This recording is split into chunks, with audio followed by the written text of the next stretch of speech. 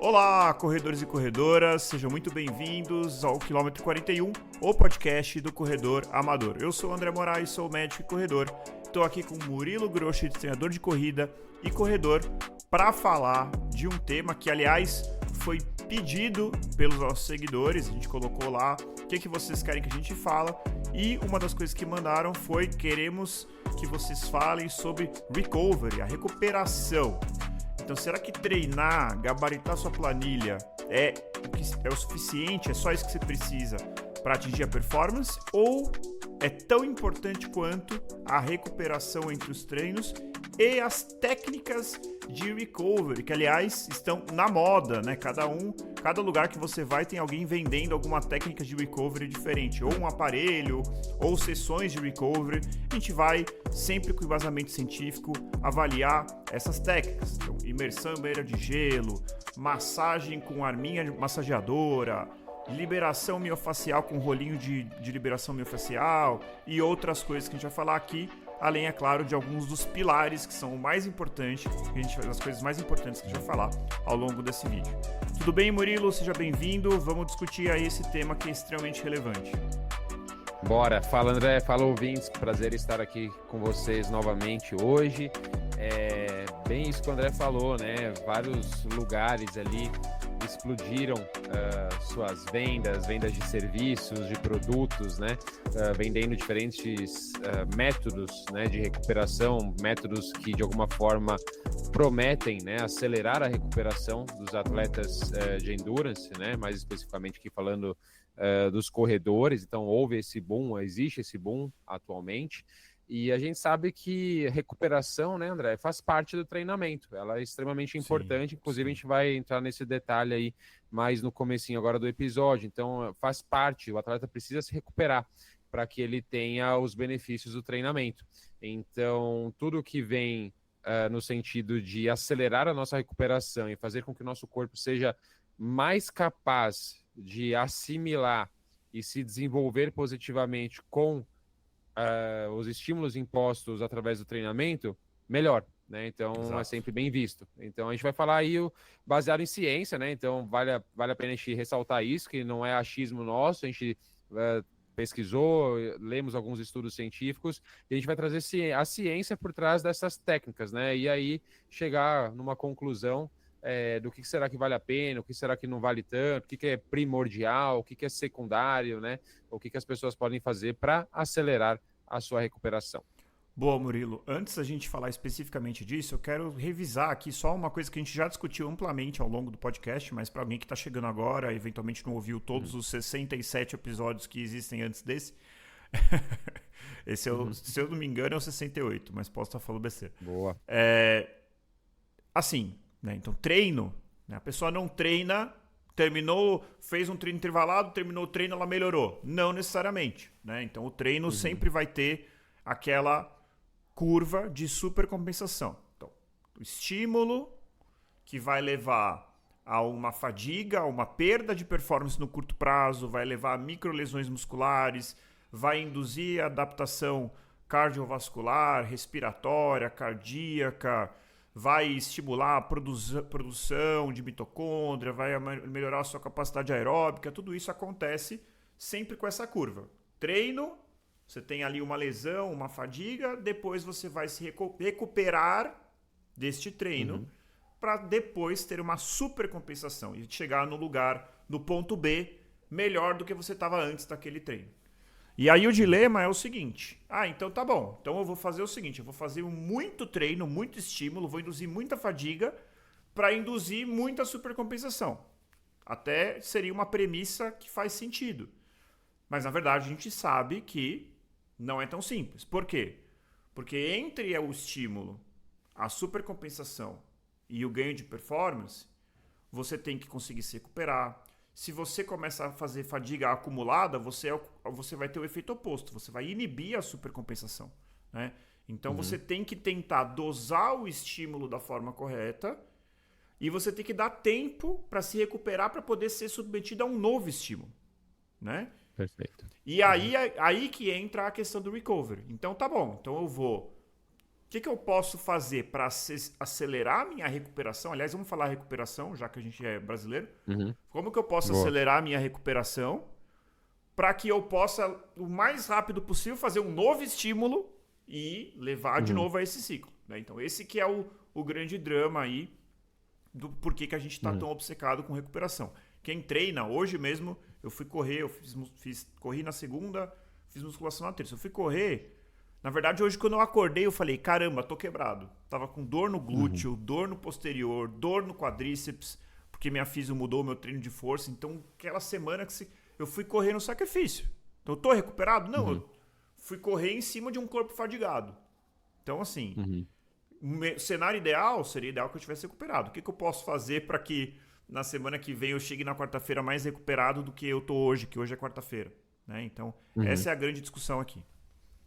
Perfeito, André. E só para exemplificar, né, essa questão da curva de supercompensação, ficar um pouco mais palpável ali para os nossos ouvintes, imagina só, se você acabou de fazer um treino intervalado, se daqui 3 horas você repetir esse treino intervalado, é bem provável, a não ser que esse treino tenha sido muito fácil para você, Exato. que você não vai conseguir desempenhar da mesma forma que você desempenhou na primeira sessão de treino. Você necessita uma recuperação. E é muito normal que ao longo de semanas, de meses, realizando treinos semelhantes, sempre com estímulos um pouquinho mais intensos, que se você repetir o treino que você fazia, de repente, há 6 meses atrás, você sinta uma facilidade maior do que aquela que você sentiu há 6 meses. Então, esse é um exemplo, é uma forma da gente exemplificar essa curva de supercompensação.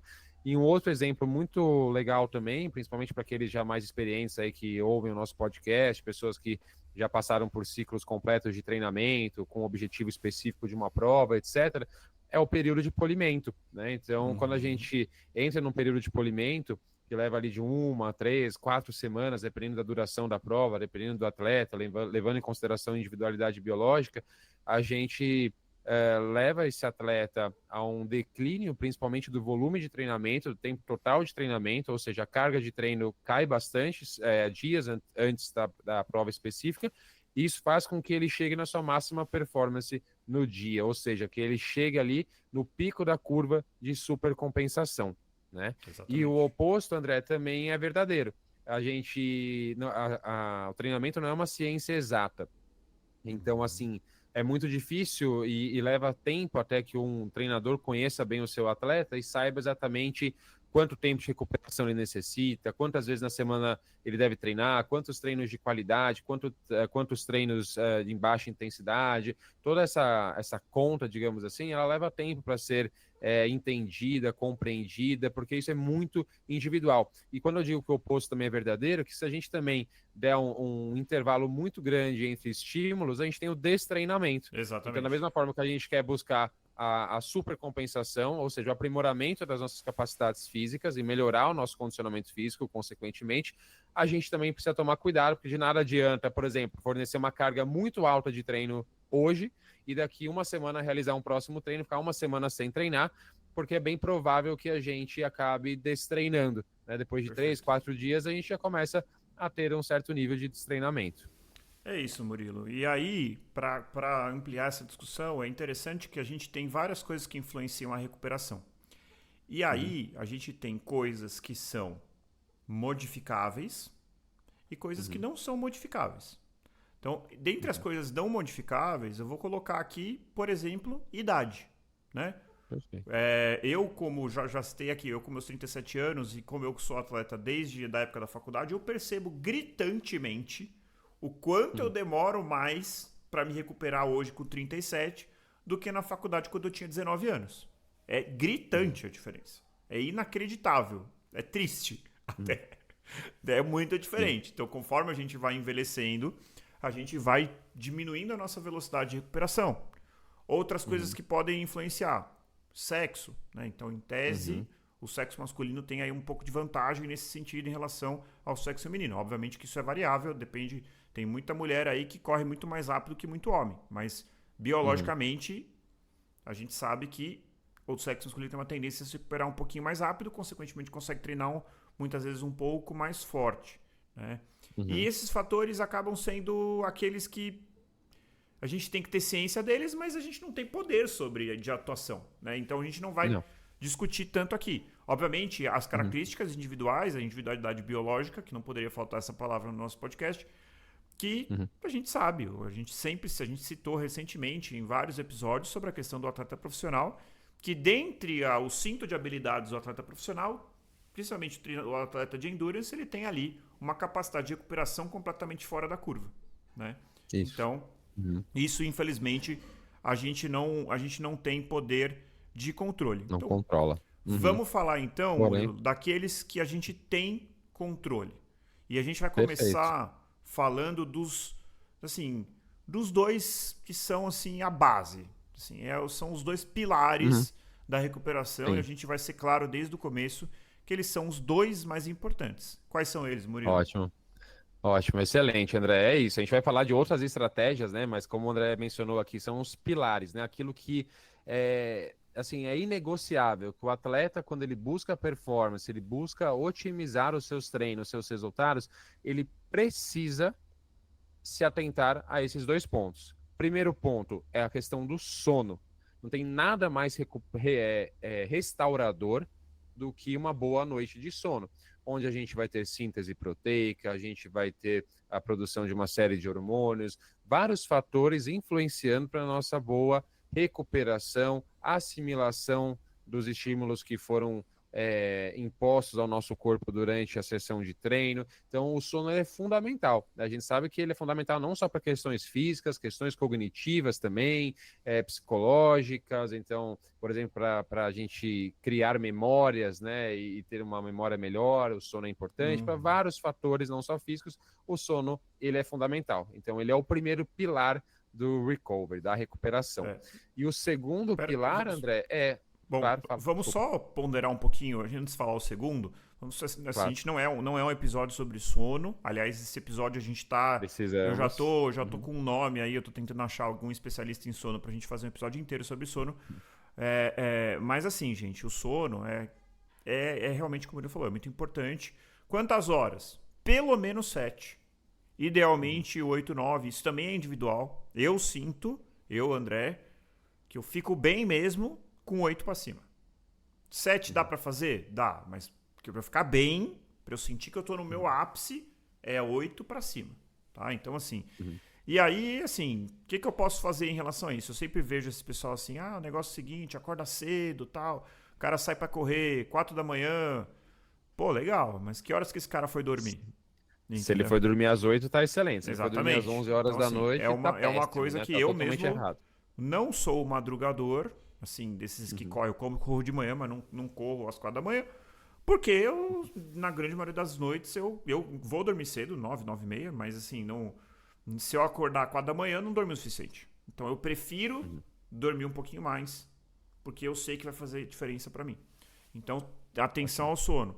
Atenção, gente, aos principais vilões. Aí eu vou citar 2, depois o Murilo, se tiver algum pra falar, eu vou falar 2 coisas. Um é o café, que eu adoro. Aliás, eu sou viciado em café, a verdade é essa. Mas assim, eu evito tomar café depois do café que eu tomo depois da hora do almoço. Tá? Então assim, se você é essa pessoa que fica no trabalho à tarde e vai tomando café, um expresso atrás do outro, ou fica com a jarrinha tomando e tal, saiba que isso pode estar impactando o seu sono. Mas eu tomo tipo um café às 4 da tarde. Vai impactar seu sono. Cuidado. Né? Então assim, a gente sabe que a meia-vida do café é 6 horas. Então, se você tomou um café às 6 da tarde, à meia-noite você está com meio café no sangue. Mais ou menos, falando grosseiramente, tá, gente? Isso é extremamente variável, né? Mas assim, tome cuidado com o consumo de não só café, cafeínas, energéticos, chás com cafeína, por exemplo, chá verde tem, chá preto tem, chá mate tem. Então, cuidado com a cafeína. Perfeito, André. No nosso episódio, né, sobre suplementação com cafeína, a gente menciona isso como um possível efeito adverso, né? E aí talvez alguns dos nossos ouvintes estejam pensando assim, mas eu tomo meu cafezinho às 4, às 5, às 6 e eu consigo dormir. Mas conseguir dormir não necessariamente significa que você está dormindo bem. Isso também é um ponto de bastante atenção. Porque a gente tem vários ciclos de sono, várias profundidades de sono. Aí, é claro, um especialista vai saber falar muito melhor, o sono REM, né? Por exemplo, que é o sono mais reparador. Agora, quando a gente toma um café perto da nossa hora de dormir, o café ainda está ali no pico no nosso corpo, é bem provável que muitos consigam dormir, mas é que o sono não seja restaurador, ele não seja de qualidade, porque muitas vezes a pessoa vai ficar num sono leve durante toda a noite e isso não vai fazer com que ela se recupere direito, aquela sensação da pessoa acordar e se sentir ainda cansada, sonolenta, fraca, sente que não se recuperou direito de um treino, por exemplo, do dia anterior. Isso pode ser um indício de que a noite de sono não foi de boa qualidade, por mais que tenha durado 8, 9, 10 horas, né? Muitas vezes ela não é restauradora. E o segundo grande vilão que eu colocaria, esse é um que é sofrido, mas que é a bebida alcoólica. E é assim, gente, eu tô indo pra minha terceira semana aí sem ingerir nada, porque eu tô num ciclo de maratona de bebida alcoólica e é uma coisa inacreditável o efeito que tem. É chato pra caramba ficar sem beber nada, mas o impacto da bebida alcoólica sobre o sono é brutal. Brutal. Isso não, assim, não sou eu que estou falando, gente. Isso aí é daquelas poucas coisas que a gente tem evidência robusta. Então, ingestão de bebida alcoólica é um sono não reparador. Parte da sensação da ressaca, aquela sonolência, quem já bebe, mas eu dormi 10 horas. Você acorda, parece que passou um trator em cima de você. Por que que com 10 horas você acordou totalmente destruído? Porque você não aprofundou. A qualidade do sono quando a gente bebe é baixa. Além disso, nossa frequência cardíaca basal fica lá em cima. Você sabe, Murilo, que tem uma coisa curiosa. Quando eu faço treino, o relógio faz a estimativa do tempo de recuperação. Quase todas as vezes, em algum momento, ele fala assim: parabéns, você acelerou o seu tempo de recuperação porque você ficou em repouso. Porque a minha frequência basal é bem baixinha. Teve 2 vezes na minha vida que ele falou assim: tempo de recuperação atrasado porque você tá com a frequência alta e tudo mais. As 2 vezes eu tava num aniversário. Um aniversário que era assim, churrasco com samba e tomando chopp, aquela coisa que vai bebendo o dia inteiro. Nessas 2 ocasiões eu tava lá, eu tinha feito longo, porque era sábado, então tava lá 25 horas. De repente o relógio pegou e falou: não, agora é 30 horas de recuperação, meu filho. E as 2 vezes eu tava bebendo em quantidade acima do recomendado, vamos dizer assim. E aí você olha, experimenta um dia que você estiver lá tomando uma cervejinha, ou depois você tiver tomado umas 2, 3, olha a sua frequência cardíaca basal. Se você, como eu, tem uma frequência entre 50 a 60 no máximo, basal, quando você vê, você tá lá, sentado, e o coração, 100 batimentos por minuto. Isso daí já vai acabar com a sua recuperação. Tá? Então, assim, são os 2 vilões aí da parte do sono. Tem outros, a gente não é um episódio sobre sono, mas só para dizer aí os 2 principais.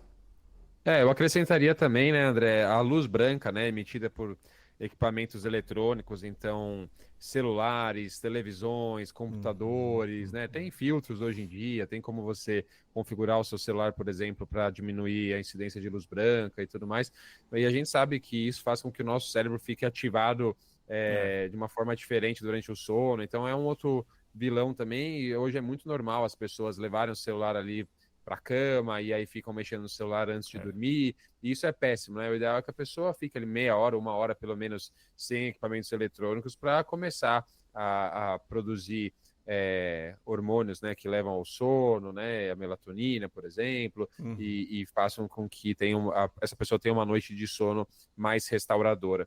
Né? E aí, só exemplificando também a questão do álcool, né? Eu fiz uma maratona, né, recentemente, fiquei 2 meses sem ingerir bebidas alcoólicas e assim, a minha recuperação ela foi absurda, assim, eu não teve um treino que eu não me senti disposto, bem, eu passava um dia sem treinar, eu já estava querendo fazer meu treino longo, é outra coisa, assim, corri como nunca tinha corrido na vida, um volume de treino que eu nunca tinha alcançado na minha vida, e mesmo assim, a minha disposição, o meu desempenho, ele foi elevadíssimo, né? Então, e eu devo muito a isso, a questão do álcool.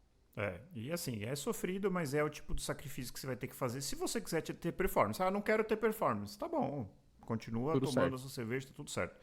E o outro pilar, que é a alimentação, André, fundamental. ingestão correta de micro, de macronutrientes, não adianta nada você treinar bem, treinar forte, dormir bem também, mas de repente você não está ingerindo a quantidade correta de proteínas, né? Exato. Algo que a gente também já falou aqui, você mesmo já mencionou sua experiência pessoal com essa reflexão, essa contabilização de quanto de proteína você estava ingerindo por dia, o ajuste que você fez e como isso impactou na sua rotina de treinos, também na sua performance.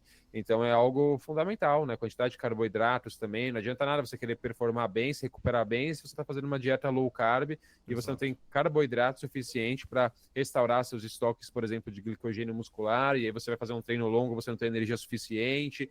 Então é fundamental também com que a alimentação esteja bem equilibrada, bem balanceada, ajustada de acordo com as suas necessidades. A gente não vai falar tanto sobre alimentação, gente, mas aqui é fazer o básico, gente. Comer, como o Murilo falou, quantidade adequada de proteínas, cuidado com o déficit calórico, principalmente se você está entrando aí num ciclo de maratona.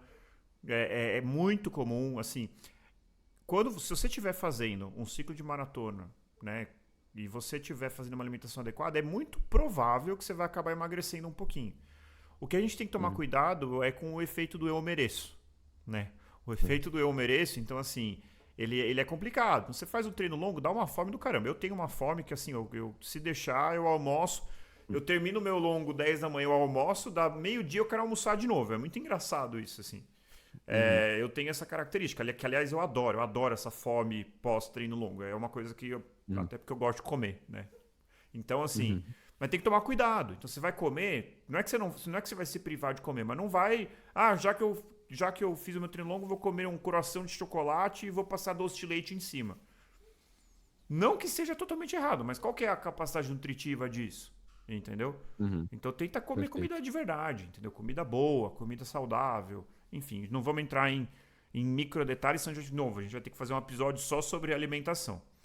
E aí, Murilo? Eu acho que a única fome que se equipara a essa fome da pessoa que faz treinos longos é a fome de uma pessoa grávida, né? De uma mulher grávida. A fome da minha esposa gestante é absurdo. Eu acho que se equipara, se assemelha à minha fome, por exemplo, num ciclo de treinamento para maratona. É bem parecido. Boa.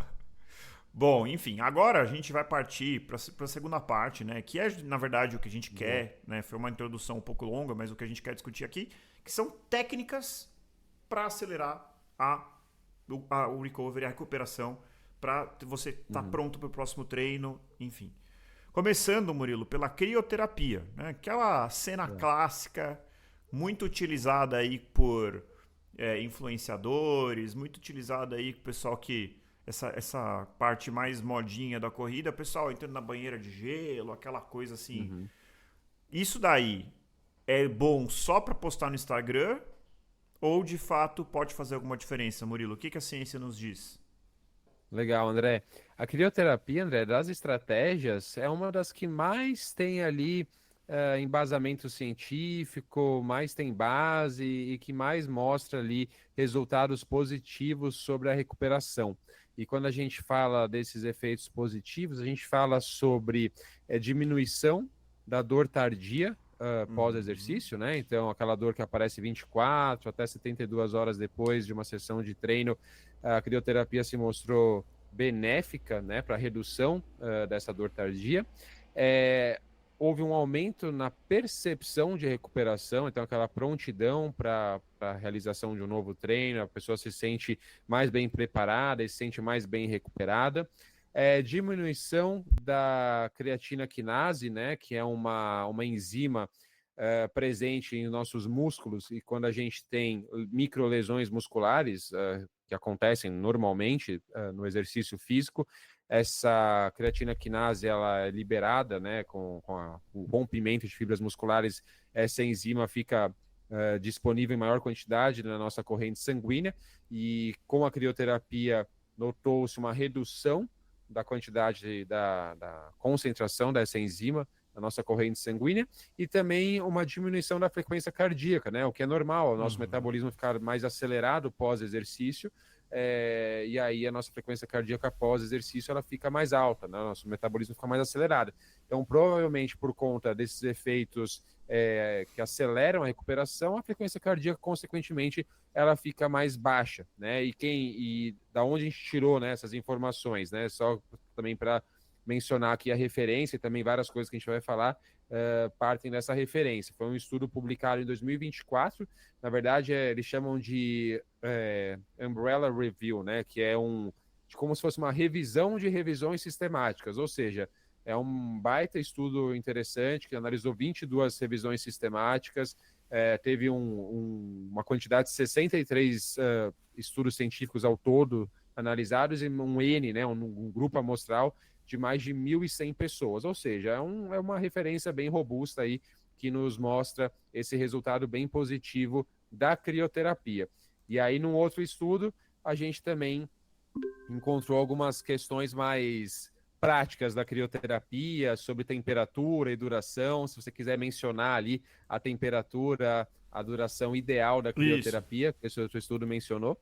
Acho que vale a pena, Murilo, porque, assim, a pessoa fala, crioterapia, então já sei, vou pegar aqui minha bolsinha de gelo e vou colocar ali na minha coxa pós-treino. Não é assim, gente. Então aqui, isso inclusive era uma das dúvidas do estudo, né? Assim, quanto tempo, qual temperatura, e aí tem vantagens e desvantagens. Quanto mais frio, mais confortável, né? Quanto mais tempo, maior o risco de você queimar a sua pele. Eu já tive uma queimadura por causa de gelo. Na época que eu tava com uma dor no Aquiles, eu deixei o gelo lá e a cabeça de tonto. Falei, vamos deixar lá. Deixei meia hora, quando eu tirei tinha uma bolha, que nem uma bolha de queimadura solar, só que uma bolha de queimadura ficou super dolorida, enfim. Então assim, o gelo, ele queima tanto quanto o fogo se deixar ali. Então, e aí eles chegaram aqui, que eu achei até bem didático, 11 a 15 graus, entre 11 a 15 minutos. Então, assim, ficou bem prático, né? Então, 15 minutos deve ser, assim, 11 graus, gente, não parece tão gelado, mas é gelado pra caramba, né? E 15 minutos nesse negócio gelado é horrível. Eu mesmo, aí eu diria que é uma das principais limitações aqui da crioterapia, que em tese é uma das que tem mais evidência, né? Primeiro você tem que ter um lugar para você se submergir no gelo, né? Eu que moro num apartamento aqui não consigo ver muito como fazer isso. Não tenho banheira na minha casa e nem uma máquina de gelo para fazer isso. Então, assim, é um pouco mais complexo. E eu acho que isso é talvez a principal limitação do método, além, é claro, do desconforto, né? Tem gente que gosta de pular em água fria. Eu, cara, gosto de piscina se tiver 30 graus com sol a pino. Eu não sou aquela pessoa que vai entrar em piscina gelada. E aí isso é de cada um, entendeu? O banho, eu tomo banho quente quase queimando a pele. Esse é o meu perfil. Tem gente que prefere a coisa mais gelada. Então, aí... Tem uma sensibilidade, né? Uma questão individual, assim, né? Exatamente. Algumas pessoas são mais sensíveis a essa baixa temperatura, algumas menos. Eu lembro quando eu trabalhava numa assessoria, uma grande assessoria de São Paulo, presencial, aos sábados a gente tinha, né, os tanques de gelo lá para os atletas entrarem. E assim, algumas pessoas adoravam, algumas pessoas não conseguiam mal ficar um minuto lá dentro, não suportavam, né, aquele frio. E é isso, é essa limitação, né? É muito difícil fazer isso em casa. Eu lembro que quando eu ainda não tinha saído da casa da minha mãe, lá uma casa antiga que tinha uma banheira, e eu cheguei algumas vezes a passar num posto de gasolina depois de treinos longos, eu comprava alguns sacos de gelo, depois enchia a banheira de água e jogava o gelo lá dentro. Só que assim, é horrível, logisticamente falando, é péssimo, né? Então, ou você conta com uma assessoria presencial que tem esse serviço, ou você paga por um serviço de crioterapia numa clínica de fisioterapia, por exemplo, mas existe essa dificuldade logística em encontrar uma forma de realizá-la. E aí, Murilo, uma coisa que eu acho que é interessante a gente citar é que existe um temor em relação à crioterapia, em relação a um possível... Vai parecer estranho que eu vou falar. O gelo, gente, vai fazer vasoconstrição, ele vai diminuir a inflamação, mais ou menos assim, vamos dizer. Só que a inflamação não é necessariamente ruim.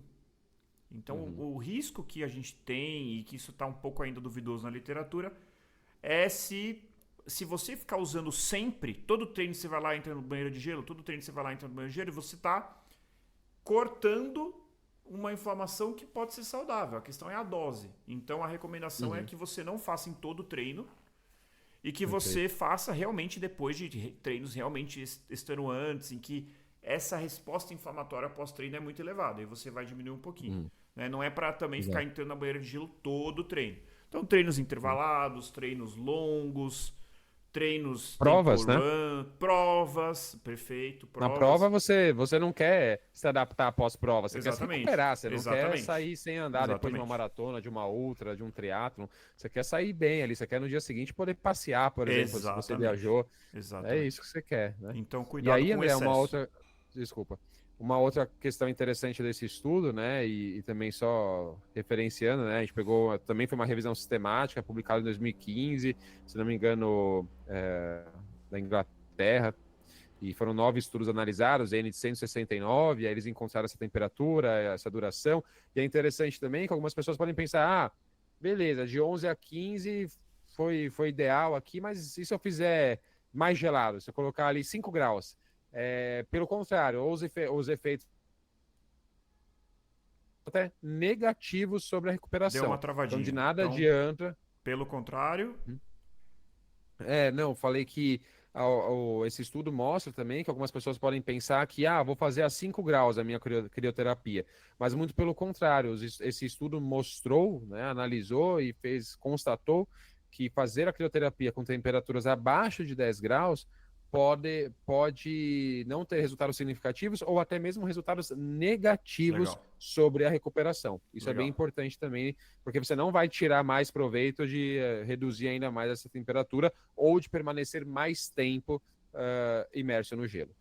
Boa, Murilo. Legal. Então, de crioterapia, acho que é isso. Vamos falar agora sobre um grupo, né? Então, a massagem, né? A gente vê lá um atleta profissional, sai da atividade dele, já vem o massagista e fica lá massageando a musculatura dele, né? Então, você pode ser massageado por outras pessoas, ou você pode usar aqui algo que isso é uma das coisas que eu utilizo bastante, o rolo de liberação miofascial, né? Ou o foam roller, que o pessoal fala, mas para mim é um rolo de liberação miofascial.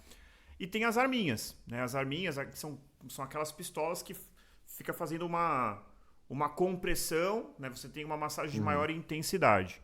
Tudo isso visando justamente a liberação miofascial. Então, o que você vai fazer? Você vai literalmente esmagar o seu músculo, a fáscia, o tecido conectivo que tem ali. Você vai, eventualmente, com muito cuidado, eventualmente massagear os seus tendões, né? Então, a ideia aí é tentar melhorar a circulação daquele local, aliviar as tensões, possíveis pontos de contratura, e também tem um efeito interessante, e isso comprovado, de aumento de flexibilidade. Então, Bem interessante. isso é interessante, né? Então, a gente está falando, a gente pensa muito nisso no pós-treino, né? Mas você pode utilizar essas técnicas também no pré-treino, visando um aumento de flexibilidade. Isso, inclusive, cientificamente comprovado. E aí, o que a gente tem de evidência sobre todas essas técnicas? Pode falar de cada uma delas. Então, rolo de liberação, as armas de massagem e a massagem tradicional. Boa. Qual que a gente vai começar? Pode Vai falar do rolinho primeiro. Do rolinho. Deixa eu encontrar aqui minha anotação do rolinho. Bom, sobre o rolinho de liberação miofascial, foi encontrado uma diminuição da dor tardia, né? Então, a dor tardia ela pode ser reduzida pós exercício por conta da técnica de se utilizar o rolinho de liberação miofascial.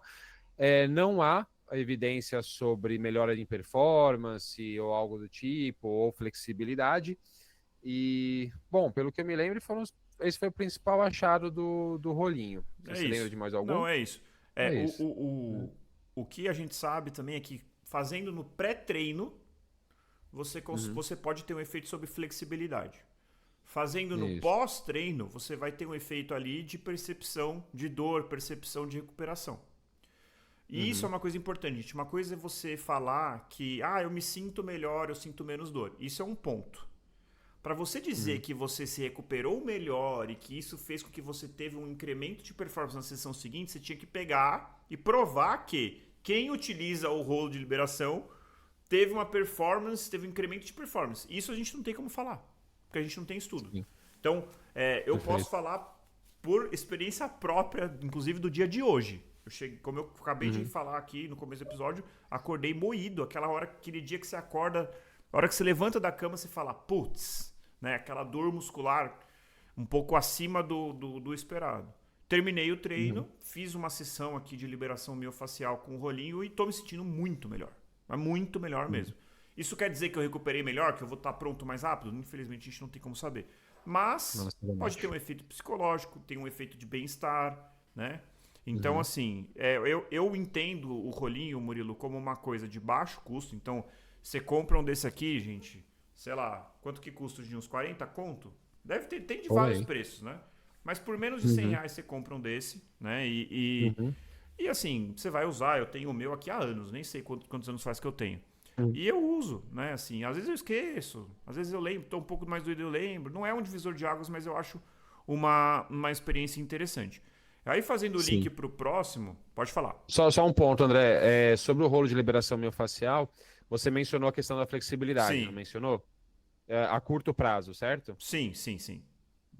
Tem um estudo também, um estudo austríaco de 2022, que menciona também um possível ganho de amplitude de movimento, né, de flexibilidade, em médio e longo prazo. Então, intervenções superiores a 4 semanas. Então, o indivíduo realizando diariamente ali, não lembro o tempo, mas aplicando o rolo de liberação miofascial em grupos musculares como quadríceps, isquiotibiais, houve um aumento significativo da amplitude de movimento também a longo prazo. Então, isso é bem interessante, né? Então, gostei desse dado aí. Não sei, a gente precisa refletir também se esse ganho de amplitude de movimento, se ele é necessário e significativo para a corrida, né? Exato. Será que o atleta de corrida vai se beneficiar disso? Isso é outra Talvez discussão não, também. não necessariamente. Exato. Se a pessoa ela é muito encurtada, se a pessoa, de repente, tem alguma lesão que tem uma correlação com algum tipo de encurtamento muscular, aí beleza, aí pode ser uma boa estratégia. Agora, para alguém que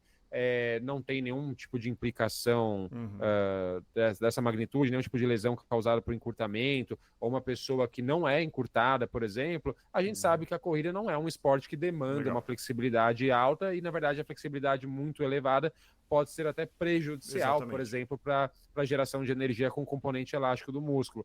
Então, vamos pensar mais assim no rolo de liberação miofascial como uma estratégia eficiente para a redução da dor muscular tardia. Eu acho que seria um bom ponto. E aí você falou sobre o tempo, a recomendação é de 1 a 2 minutos para o grupo muscular. E um ponto bastante interessante do estudo é que ele mostrou mais eficiência para quadríceps e posterior de coxa e glúteo. Para a panturrilha, não conseguiu replicar o mesmo benefício. E isso é muito engraçado. Quando eu li esse estudo, eu falei, caramba, eu juro por Deus que eu sinto exatamente isso. Porque eu não sei porque, quando você tenta massagear o gastrocnêmio, né, o sóleo, a musculatura ali do tríceps sural, você não tem... Eu sinto que ele não consegue comprimir o suficiente. Já quando você vai fazer na região do quadríceps, na região do vasto lateral, você coloca seu peso corporal ali, você sente que seu músculo está sendo brutalmente esmagado, né?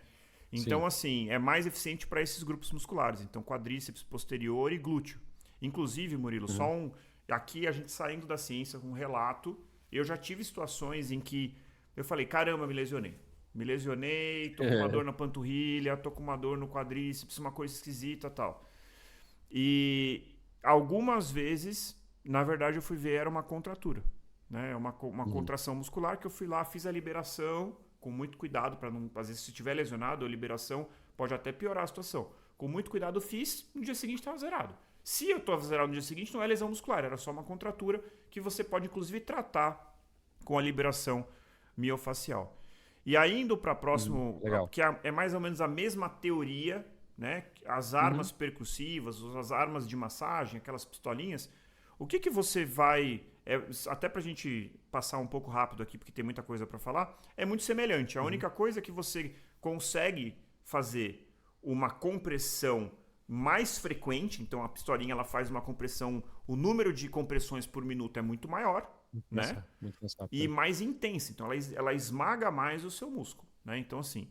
E a gente tem resultados muito semelhantes para as duas coisas. Também aumenta a mobilidade também diminui a sensação de recuperação, diminui a dor tardia relacionada ao exercício. Eu confesso que eu Perfeito. já flertei em comprar uma dessas pistolinhas algumas vezes na minha vida. Eu nunca testei, eu tenho curiosidade. Até se algum ouvinte tiver utilizar e tudo mais, comenta aqui pra gente saber.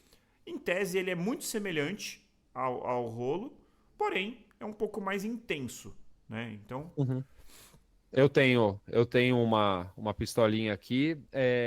Eu acho menos dolorido, assim, porque quando você solta o peso do corpo sobre o rolo de liberação miofascial, e por ser um equipamento maior, que trabalha ali uma região muscular maior de uma única vez, eu sinto que a dor ali de se realizar essa liberação, ela é maior. Com a pistola, como é uma coisa mais pontual, e pelo menos a que eu tenho aqui, ela não é tão potente assim, é um pouco mais suportável, digamos assim, você consegue trabalhar alguns pontos mais específicos, né? E aí, André, é bem interessante porque o estudo que a gente pegou, né, e que fala sobre essas pistolas de massagem, esse estudo ele menciona um ganho de amplitude de movimento pré-exercício bem significativo, né? Outro estudo que menciona o rolo de liberação miofascial não falou em percentual, mas esse com a pistola de massagem é 18,4% a mais de amplitude de movimento e na esse é na musculatura de panturrilha, panturrilha. que é o que o Exato. rolinho não foi tão eficaz. Bem interessante. Talvez porque você não dependa ali de descarregar o peso do próprio corpo ali sobre a musculatura, né? Você consegue, de uma forma mais específica, mais localizada, soltar, entre aspas, aquele músculo. Então é bem interessante. Para esportes que necessitam, talvez possa ser uma estratégia bem eficiente de aquecimento, né? De pré-treino, de pré-competição. Pode ser uma estratégia bem eficaz nesse sentido aí. E eu acho assim, Murilo, pensando assim em vantagens e desvantagens, isso é um dos motivos pelo qual muito vira e mexe eu penso em comprar a pistolinha, porque o rolo, gente, vou ser sincero, precisa de uma disposição. Você tem que pegar, estender, eu tenho um tapete de yoga aqui, que é da minha esposa, que eu coloco no chão, e, cara, depende de uma disposição, sei lá, no chão, ficar se movimentando em cima da sua própria perna, é uma coisa que assim, Não é tão fácil, não é exige tão força fácil, também. exato, assim. Eu acabo fazendo muito porque eu sou traumatizado de lesão e tal, e eu sinto que dá uma melhora, mas assim, vira e mexe eu não faço na correria. A pistolinha é relaxado, você vai lá assistir Netflix fazendo, entendeu? Então, Sim. conheça o seu perfil. Talvez se você tivesse perfil, talvez valesse a pena o investimento, lembrando que não é nenhum salvador da lavoura que não vai mudar a sua vida da água para o vinho. Aliás, da Perfeito. água pro André, me vinho não é uma corrige. boa, porque o vinho atrapalha o recovery, tá, gente? Então, não foi uma É, boa. exatamente. Não vai mudar a sua vida do vinho pra água. Exato. E André, me corrige se eu estiver errado. A gente mencionou, né, que não tem implicação sobre força muscular ou não. Não mencionamos, mas esse estudo fala isso. Ele avaliou, até Fala, é que um ponto ele importante. pegou 17 corredores e avaliou a flexibilidade, e houve incremento da flexibilidade nessa porcentagem que o Murilo falou, e também avaliou a capacidade, ou seja, a potência de contração daquele É. daquela musculatura, e não mudou nada. Então, de mais uma vez, não serve para incremento de performance. É ganho de flexibilidade e diminuição da sensação de dor tardia, tá, gente? É isso. E por fim, Perfeito. Murilo, aquela imagem clássica do atleta profissional que terminou de correr, terminou uma partida de tênis e vai fazer lá a sua massagem. O que a gente sabe em relação à massagem tradicional? O que eu posso dizer é que é uma delícia. Eu adoro massagem, sim. Eu Sim. acho extremamente prazeroso, eu acho muito louco quando alguém fala, eu não gosto de massagem. Eu falo assim, cara, tem alguma coisa muito errada com você. Porque pra mim é extremamente relaxante, extremamente... você se sente solto. Então, assim, eu já digo aqui que tem um benefício quase de saúde mental aí, né? Embora eu não faça ainda, não cheguei nessa fase da minha vida. Quem sabe um dia, né, Murilo, eu não faço massagem toda semana, né? Quando eu estiver Opa, aí é bom. vivendo de renda, mais tranquilo, trabalhando Maravilha. menos. Mas infelizmente não faz parte da minha realidade. Mas quando eu faço, eventualmente, eu acho maravilhoso, extremamente prazeroso, né? Que é Sim. super interessante, né? Algo que é prazeroso tende a fazer bem pra você, pelo menos pra cabeça, né? Então, Com certeza. Pós minha maratona agora em 22 de junho, também fiz uma massagem de 1h30 quase, assim, foi uma delícia e foi ótimo, assim, eu acho que ajudou bastante na questão da dor tardia, e o estudo que a gente pegou, né, André, uma revisão sistemática de 2020, que faz uma análise ali do efeito da massagem esportiva na performance e recuperação de atletas de endurance, né, uma revisão que analisou 29 estudos, um N de mais de 1.000 indivíduos, e os resultados foram muito semelhantes, André, àqueles que nós encontramos nos estudos que mencionam a arminha de massagem e o rolo de liberação miofacial. Então, também foi encontrada uma redução da dor tardia pós-exercício. Não houve uma implicação significativa sobre performance, então esse estudo ele analisou força, salto, sprint, endurance, né, vários aspectos ali direcionados à performance esportiva. No entanto, com a exceção, né, de que a flexibilidade também aumentou em diferentes grupos musculares, um aumento de flexibilidade agudo, né, e não duradouro. Então, bem aquilo que a gente havia mencionado, uma boa estratégia para pré-exercício, para você realizar pré-exercício, não para você pensar ali num ganho de flexibilidade realmente mais duradouro, como, por exemplo, uma sessão de alongamentos mais intensos induziria. Então, resultados muito semelhantes aos outros encontrados. Eu fiz recentemente, até para aqui, de novo, saindo da ciência, falando de relato pessoal, eu fiz recentemente uma sessão de soltura, né? E aí eu vou dizer que não foi tão prazeroso assim. Foi assim, 50 minutos, né? Eu tava saindo de uma lesão e a minha fisio achou que tinha ali um componente de contratura na região do vasto lateral. E assim, eu sei que é subjetivo e tal, mas a hora que a mulher que fez, a profissional que fez, começou a manipular ali o vasto lateral, era uma dor completamente diferente de todo o resto, assim. E eu fiz... Não foi tão prazeroso, para ser bem sincero. O objetivo era outro ali, né? Não era uma massagem relaxante. Mas eu senti, sim, uma melhora nas semanas subsequentes. E óbvio, né? O efeito é transitório, né? Eu fiz pontualmente ali, inclusive depois não tive mais problema com aquela lesão, né? Então, assim, pode ser interessante. Sim. E aí, de novo, conheça seu perfil.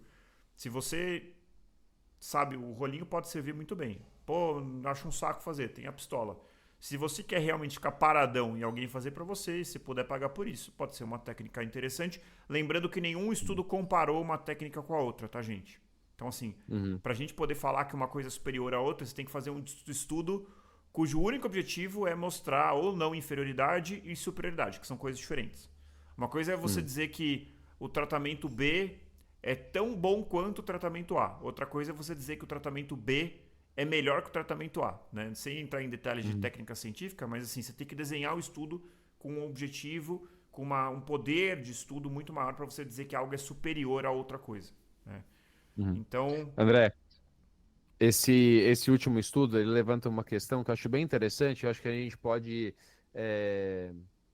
levar, né, essa reflexão para os demais estudos que a gente mencionou, que é o fato de que a dor muscular tardia ela é analisada através de escalas subjetivas, né? Então, você pergunta para aquele atleta como que ele está se sentindo, se teve uma percepção de redução de dor ou não. Não é algo quantitativo. Eita. Desculpa. Não é algo quantitativo, né? Então, assim, é muito subjetivo. Então, ele levanta a possibilidade de ter sido talvez um placebo, de haver um placebo ali. Com certeza. Né? Será que o fato de você realizar a massagem ser algo prazeroso, gostoso, faz com que você, psicologicamente falando, fique mais tranquilo e aí não perceba aquela dor muscular da mesma forma que perceberia se não tivesse realizado a massagem? Então, isso pode ser uma análise bem interessante, né? Com certeza. Murilo, a verdade é que tudo influencia, né, no recovery, na recuperação. Inclusive, uma coisa muito interessante, a gente falhou em não trazer nenhum estudo nesse sentido, mas eu vi algumas coisas sobre socialização. Então, às vezes, que legal. Para quem gosta, fez um treino longo, a melhor maneira de você se recuperar de um treino longo é vamos tomar um café. Para quem, de novo, não é tanto o meu perfil, né, porque eu sou um corredor mais solitário, mas assim, vamos tomar um café pós treino longo com o pessoal da assessoria. Às vezes isso pode melhorar o seu recovery.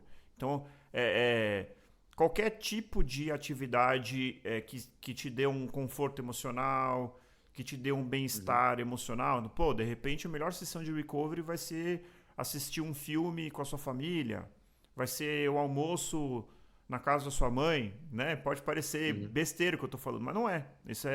Isso tem bastante pesquisa acontecendo, obviamente um pouco difícil de quantificar, mas a gente sabe que situações prazerosas, situações que nos fazem relaxar, diminuir o nível de estresse, de forma geral, permitem uma liberação de vários neurotransmissores que vão atuar de forma a melhorar a sua recuperação. Ao passo que o oposto também é verdadeiro. Então, pô, o cara tá... Aquilo que a gente sempre fala, que a gente acaba ficando talvez um pouco repetitivo. O cara vai acordar cedo porque ele vai fazer o treino longo, logo depois ele tem que sair porque ele precisa passar no trabalho e fazer, e aí ele tem uma reunião importante, ele tá estressado porque brigou com a esposa e vira aquela bola de neve de estresse. Isso também vai ter impacto na sua recuperação, né? Então, assim, quem já tentou encaixar uma rotina de treinamento um pouco mais intenso, um ciclo mais desafiador, em meio a um momento conturbado, seja ele profissional, seja ele pessoal, seja ele emocional, seja ele o que for, né, financeiro, qualquer coisa, sabe que isso vai ter impacto. Então, assim, é uma área ali que é um pouco mais difícil do ponto de vista de evidência científica, embora os trabalhos tentem avaliar também esses aspectos, mas eu acho que isso também é interessante ser falado, né? Então, Perfeito. só para pontuar. E aí, Murilo, partindo aqui para o próximo grupo, eu, na verdade, tenho um último que a gente não falou especificamente, até porque a gente não achou estudos específicos disso, que são aquelas botas de compressão que a pessoa meio que se veste assim na perna. Para ser bem direto ao ponto aqui, gente, é muito semelhante aos outros que a gente falou aqui. Nada mais é do que uma técnica de compressão, então não muda em relação... A teoria é a mesma da pistolinha, é a mesma do rolo, é a mesma da massagem que alguém faz em você, né? A diferença... Pensando no estímulo, parece mais semelhante à massagem manual, né? Exatamente. Exatamente. Semelhante. A vantagem é a força que é aquilo que ela consegue fazer na sua perna, que pode ter um efeito um pouco mais intenso, um pouco melhor. Mas, de novo, entre a vantagem, é uma coisa passiva, você pode vestir e assistir Netflix. 2, você não precisa se preocupar. 3, a botinha ela tem um poder de compressão superior a métodos, por exemplo, como o rolinho. Mas exige o investimento, né? Eu não sei exatamente quanto custa, mas imagino que deva ser moderadamente caro, especialmente comparado ao rolo e mesmo comparado às pistolinhas. As pistolinhas, cuidado, gente, cuidado que eu vou falar aqui, cuidado com pistolinha vagabunda. Porque se a pistolinha é muito baratinha, ela não tem potência suficiente, ela não serve. Então tem que ser uma pistolinha boa. Então se vai... eu sempre falo isso. Eu como bom pão duro, eu sou pão duro. Por fazer investimento, mas né? quando eu opto por fazer um investimento, eu quero comprar uma coisa boa, né? Tem até uma frase que uma vez eu escutei que eu acho excelente, que é: eu não sou rico o suficiente para comprar barato, né? Então, assim, se você compra uma porcaria que não resolve o seu problema, você rasgou dinheiro. É melhor comprar uma cara que resolve o seu problema. Você trocou um determinado valor por um determinado benefício. Então, assim, eu até sou um pouco crítico com essas coisas, esses sites de bugiganga, que você compra tudo, custa R$5, mas não presta pra nada. R$5 que não te dá nada, pra mim é muito mais caro do que R$100 que te entrega alguma coisa, né? Enfim, uma reflexão filosófica aqui, mas enfim. Então, assim, cuidado, porque às vezes a pessoa fala, não, vou fazer o investimento, aí compra uma pistolinha que não tem a frequência adequada, não tem o poder de contração adequado, e aí a pessoa vai fazer uma coisa que não vai adiantar em nada. Perfeito. Pensando em custo, com certeza o rolo de liberação miofascial é o melhor custo-benefício, digamos assim. Exige ali essa questão de você ter um espaço em casa, é um pouco chato de fazer, exige força até nos braços, né, no peitoral, para você manter as posições, é um pouquinho desconfortável, talvez não sejam todas as pessoas que até consigam fazer de forma eficiente. Tem uma curva de aprendizado para saber fazer. Sim. Com certeza, com certeza. Agora, as botinhas, que eu também não tenho certeza os valores, mas eu sei que é um investimento relativamente alto.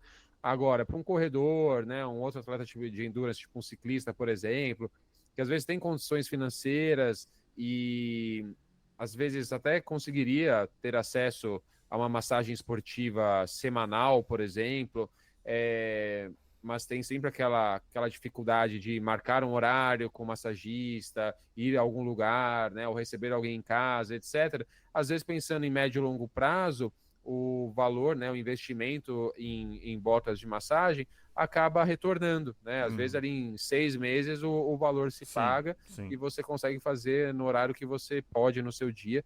Então pode ser ali uma solução interessante. Para a gente não ficar sem respostas, eu entrei aqui num site que eu costumo comprar, né, no aplicativo, que eu não vou falar patrocínio de graça. Se quiser patrocinar a gente, fiquem à vontade.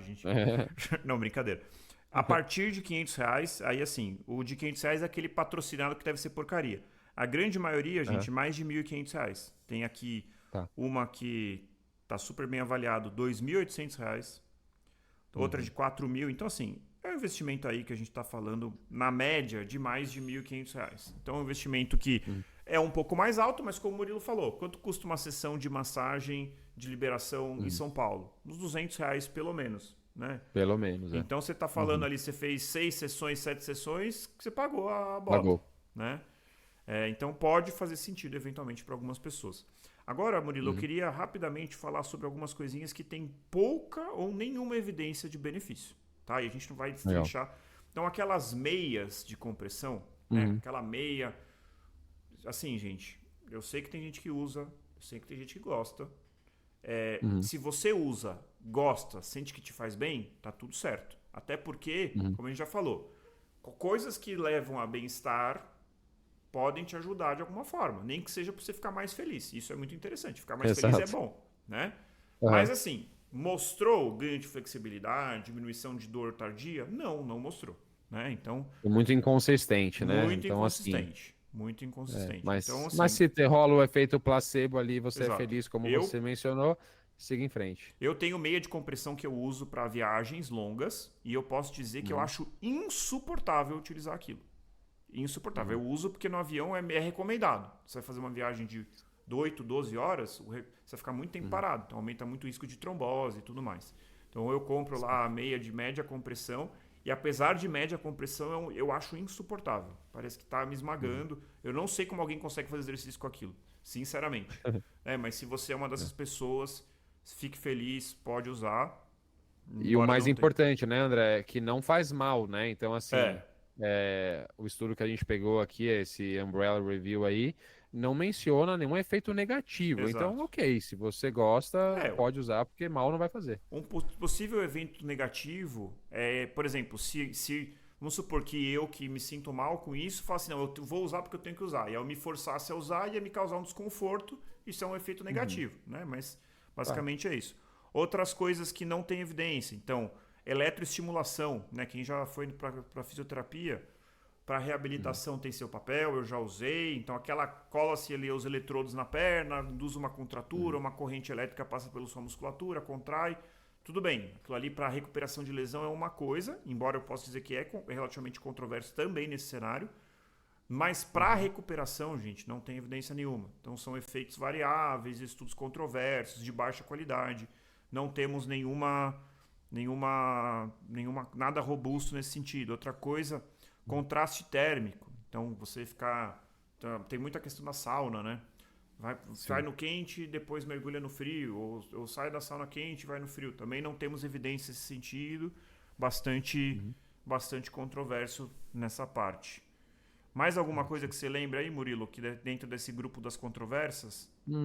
Não, pelo que eu me lembro, é isso, André. Perfeito. Bem por aí. Eu tenho uma são as última coisas com aqui, baixa Murilo, evidência. Que é a recuperação ativa. Então, eu como uma pessoa que acompanha o Tour de France, que infelizmente acabou, o cara corre 200 km na bike, aí ele vai dar entrevista, ele tá ali no pedalzinho, dando entrevista e falando, né? E aí, muitas vezes na transmissão eles falam, isso é para lavar o lactato, manter a circulação.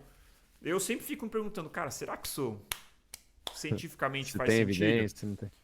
O que você acha disso? Ou mesmo uma rodagem leve no dia seguinte. Pô, fiz um treino pesado, vou fazer uma rodagem leve no dia seguinte. Tá. André, no quesito do lactato, isso é mito, tá? Já sabe há muito tempo que o lactato produzido em exercício de mais moderada e alta intensidade, ele é rapidamente tamponado ali na nossa corrente sanguínea, e em poucos minutos você já não tem mais acúmulo de lactato. Até para quem está nos ouvindo e acha que é o lactato que te deixa com dor muscular tardia, não, não é o lactato. Não é porque você está com lactato no sangue e você está dolorido naqueles 2 dias depois do seu treino longo ou do seu treino de força mais intenso. Não, não é isso que está te gerando dor, tá? São microlesões nas suas fibras musculares, são processos inflamatórios decorrentes dessas microlesões, não é acúmulo de lactato. Então, não serviria para retirar esse acúmulo. Agora, André, pensando que para você conseguir se recuperar, se recuperar dessas microlesões, você precisa de um aporte maior de sangue, de oxigenação da sua musculatura e etc. Realizando um exercício de baixa intensidade, aumentando a circulação sanguínea nesses grupos musculares, pode ser interessante. Agora, eu não tenho certeza e nunca encontrei nada comparando, por exemplo, você ficar deitado num sofá, por exemplo, numa cama, e aí que naturalmente você tem o seu fluxo sanguíneo, você tem a sua circulação sanguínea basal ali acontecendo, comparando isso com a realização, por exemplo, de uma bicicleta ergométrica em baixa intensidade, uma caminhada, um trote leve, o que levaria a uma recuperação mais acelerada, né? Talvez o fato de você ficar parado e só deixando a circulação acontecer de forma natural já seja o suficiente para você aportar ali os seus músculos de oxigênio, e fazer com que essas reparações nas suas fibras musculares já seja adequada, tá? Mas, ao meu ver, pensando em periodização no treinamento, pensando que muitas vezes a pessoa precisa manter um alto volume de treino e etc., não pensando agora em recuperação muscular especificamente, você realizar exercícios de baixa intensidade, né, desde que sejam feitos realmente em baixa intensidade, pode ser feito sem implicações negativas, isso com certeza. Né? Não vai prejudicar a sua recuperação, isso eu digo com certa certeza. Agora, se vai acelerar ou não a sua recuperação, aí eu acredito que isso já seja uma discussão um pouco mais complicada e acho que a ciência ainda não sabe nos dizer com exatidão. Uma coisa que eu sinto, e aí de novo, saímos da ciência, estamos falando de experiência individual. Uhum. Quando você está muito dolorido, isso é muito engraçado. Então acho que as pessoas vão lembrar dessa sensação ao descrever aqui. Às vezes você está com aquela dor muscular aí na panturrilha, no posterior de coxa e tal. Se você vai fazendo uma corrida bem leve, isso é importante, leve, né, você, de repente, aquele desconforto ele vai diminuindo e às vezes ele até desaparece. Então, assim, e isso tem múltiplos sentidos. A gente sabe que a gente libera também substâncias analgésicas com o exercício. Né? A gente sabe que, aliás, o exercício ele é algo que pode ser utilizado para tratamento de dor crônica. Então, a pessoa começa a correr, um exercício leve, baixa intensidade, ele vai ter uma liberação de várias substâncias que são analgésicas. Então, pode melhorar a percepção de dor. Isso quer dizer que você recuperou a musculatura mais rápido? Para dizer isso, você teria que pegar dois seres humanos idênticos, alguns seres humanos idênticos, que aí já começa a dificuldade por aí, com o tempo de recuperação igual, mais uma dificuldade que torna impossível o estudo.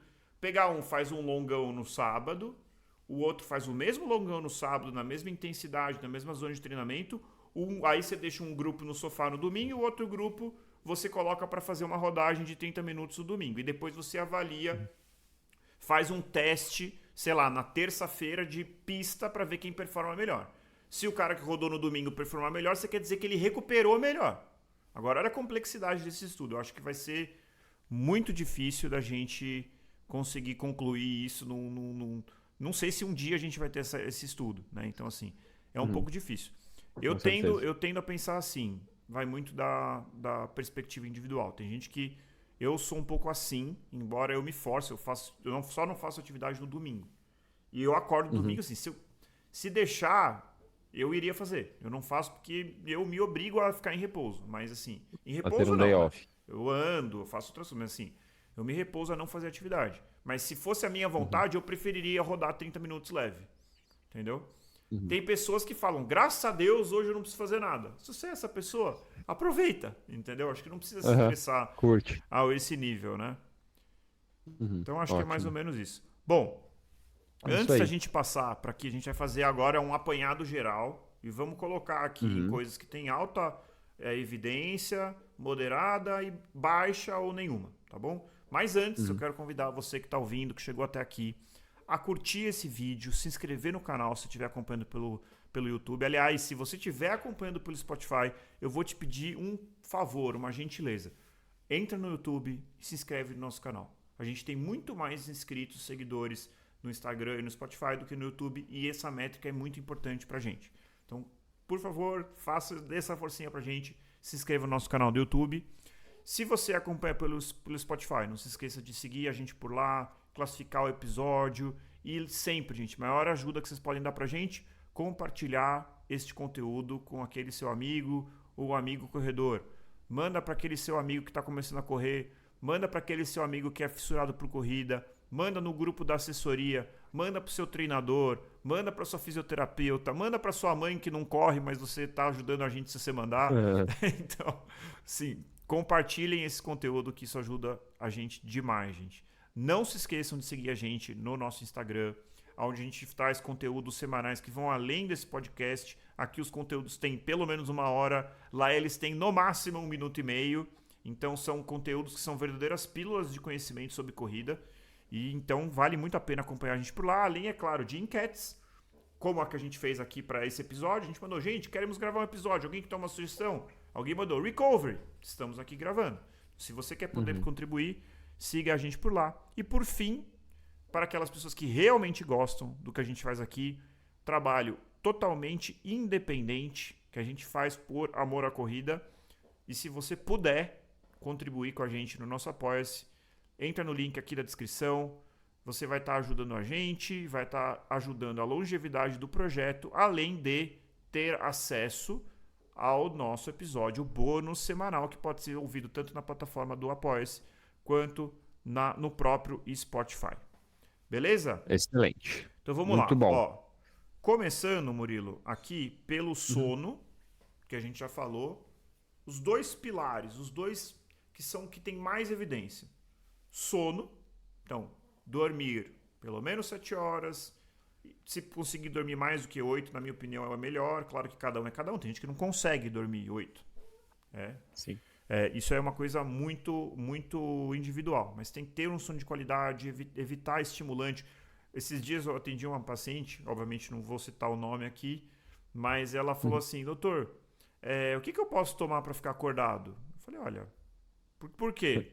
Eu falei, não, porque eu tenho muita dificuldade de não ter sono durante o dia. Eu falei, mas como é que você está dormindo? Ah, eu durmo mal, doutor. Por quê? Ah, porque eu tomo muito café. Aí eu falei assim, olha, o que você acha de parar de tomar tanto café? Ah, mas aí eu vou ficar com sono. O que eu tomo para ficar com sono? Então, hoje em dia... Então, assim, ela queria um comprimido para ficar acordado e um comprimido para dormir à noite. Então, assim, gente, cuidado. Vira um ciclo vicioso, Vira um ciclo. né? Então, é café para se manter acordado, aí dorme mal, aí acorda cansado no dia seguinte, aí tem que tomar café para ficar acordado, aí toma muito café, dorme mal. Então, vamos quebrar esse ciclo, né? Foca numa boa noite de sono. Se você tiver uma boa noite de sono, você não vai precisar ficar tomando café o dia inteiro. O café que a gente toma de manhã, eu brinco com a minha esposa que eu preciso de café para conseguir passar o café. Porque até ferver a água, moer o grão, colocar... Já dormiu. Eu vou meio que zumbizão assim. Então eu precisava ter um café do lado da minha cama para acordar, tomar café, para conseguir passar café. Mas, brincadeiras à parte, esse da manhã eu entendo. Agora, eu não tenho necessidade de ficar tomando café a tarde inteira. Então, maneirar na cafeína, cuidado com os energéticos, cuidado com as pílulas de cafeína. Cuidado, gente, para quem faz academia à tarde. Isso é uma coisa que eu vejo muito. Ah, eu tomo pré-treino e tal. E você vai ver, tem um monte de coisa ergogênica lá no pré-treino. O cara toma o pré-treino às 6 da tarde, faz academia das 6 às 8, depois não consegue dormir, porque tomou ali uma cafeína à tarde. Então, leia o rótulo do que você está tomando, presta atenção. E sempre, gente, maneirem no álcool se você estiver preocupado com performance. Eu falo isso de um lugar de alguém que não é abstêmio, de alguém que adora tomar cerveja, alguém que adora tomar um vinhozinho. Então, é Perfeito. isso. Sobre a questão da nutrição também, né? Alta evidência, tomar bastante cuidado com a ingestão correta de micro e macronutrientes, como a gente já mencionou. Muito cuidado com dietas restritivas, né? Elas podem fazer com que você tenha déficit em vitaminas, por exemplo, em carboidrato também, um macronutriente. Isso pode dificultar bastante a sua recuperação entre os seus treinos, então fique bastante atento a É. isso. E é isso. Para quem Sobre quer a parte. busca recuperação eficiente, sono e nutrição são as duas coisas mais importantes. Muito bom, Murilo. Uma coisa sobre a nutrição, gente, assim, um ponto que acho que ele vale muito a pena a gente falar aqui. Precisa consumir. Terminei meu treino, preciso lá, tem que comer tomar um shake, não sei o que, e 2 abacates com 3 bananas e whey protein. Não. Né? Assim, claro, não precisa fazer um treino longo e você vai comer e tomar água depois de 4 horas. Aí também você está exagerando. Você vai ficar ali, Uhum. né? Você acabou de queimar, todo mundo consumiu um monte de carboidrato, você tente ter uma refeição pós-treino adequada. Não precisa ter essa paranoia de que tem que ser até 30 minutos. Não precisa tomar nenhum recovery shake, recovery não sei o que. Não precisa. Se você quiser, se você se sentir bem, não tem problema nenhum, mas não tem necessidade. Você pode comer uma banana e um pão com queijo, que tá tudo certo. Uhum. Entendeu? É. É. Então, assim, não tem grandes, assim, essas rotinas, né? Aqueles vídeos, né? Minha rotina pós-treino. Você vai ver o cara gasta 3 horas de rotina após treino. Você fala assim, que vida que é essa? O cara só faz isso da vida. Né? Não é a realidade da Uhum. grande maioria das pessoas. Então, sem Exato. grandes parafernálias aqui. Falando de Uhum. liberação miofascial, gente, aqui a gente está estamos incluindo rolinho, O rolo. massagem que alguém faz em você, bota de massagem. Tudo isso tem alguma evidência, uma evidência moderada a alta, lembrando que não Uhum. é um incremento de performance, é um ganho de flexibilidade quando feito antes da atividade e de uma diminuição da sensação de Diminuição da dor dor tardia. tardia, né? Se Uhum. realizado pós exercício. Mesma coisa a crioterapia, né? Também evidência moderada alta. A gente encontrou evidências científicas, né? Que a crioterapia leva a uma redução de dor tardia, percepção de recuperação, diminuição de frequência cardíaca pós-exercício. Então, também crioterapia entra aí nessa leva de moderada e alta evidência, se atentando a logística, né, de execução disso, a temperatura adequada de água, a permanência na imersão, com o adendo aí de que temperaturas abaixo de 10 graus e permanências maiores do que 15 minutos podem levar até resultados negativos sobre a Uhum. recuperação, então ficar atento a isso, ficar atento com a frequência de uso da crioterapia como estratégia de recuperação, Boa. para que a gente não acabe limitando, né, ou reduzindo a inflamação muscular com muita frequência, porque a gente sabe que a inflamação muscular é o que induz uma série de respostas no nosso organismo que fazem com que a gente tenha, por exemplo, a supercompensação, né, das nossas capacidades físicas. Então, tomar bastante cuidado, mas pode ser uma estratégia a ser realizada depois de um treino muito extenuante, um treino longo, no final de ciclo preparatório para uma prova, depois de uma prova específica. Então, a crioterapia pode ser uma forte aliada também. Boa.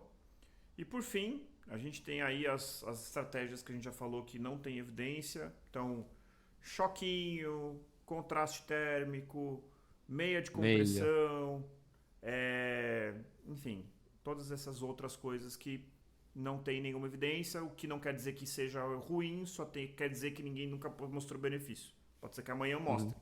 Hoje, até hoje, não mostraram.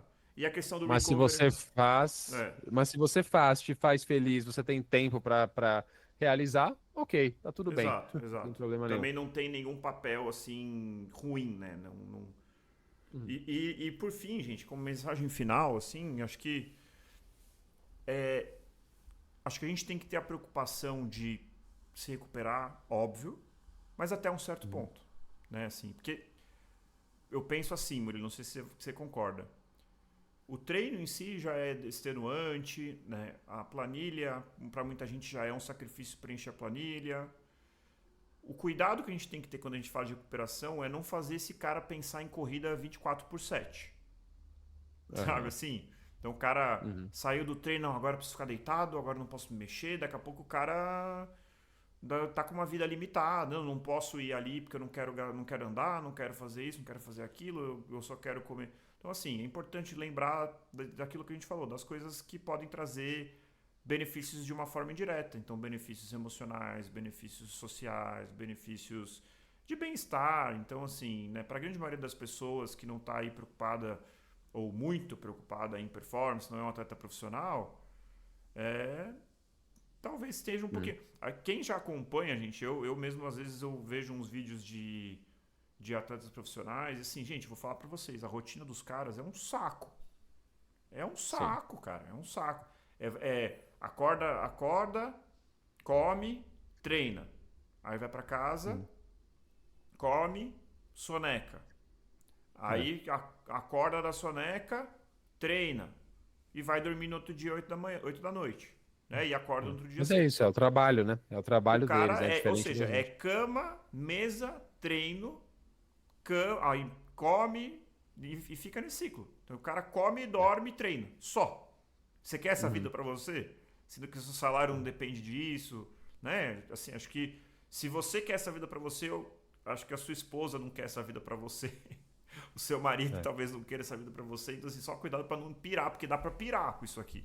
Né? Então, com certeza. Né? Acho que esse é um... André, e uma outra reflexão importante, André, é que assim, por mais que você use todas essas estratégias com mais evidência, né, evidência moderada e alta de eficiência, por mais que você utilize todas elas, mesmo assim, você continua sendo um ser humano que tem suas individualidades, que necessita de um tempo X, Y ou Z de recuperação entre as suas sessões de treino.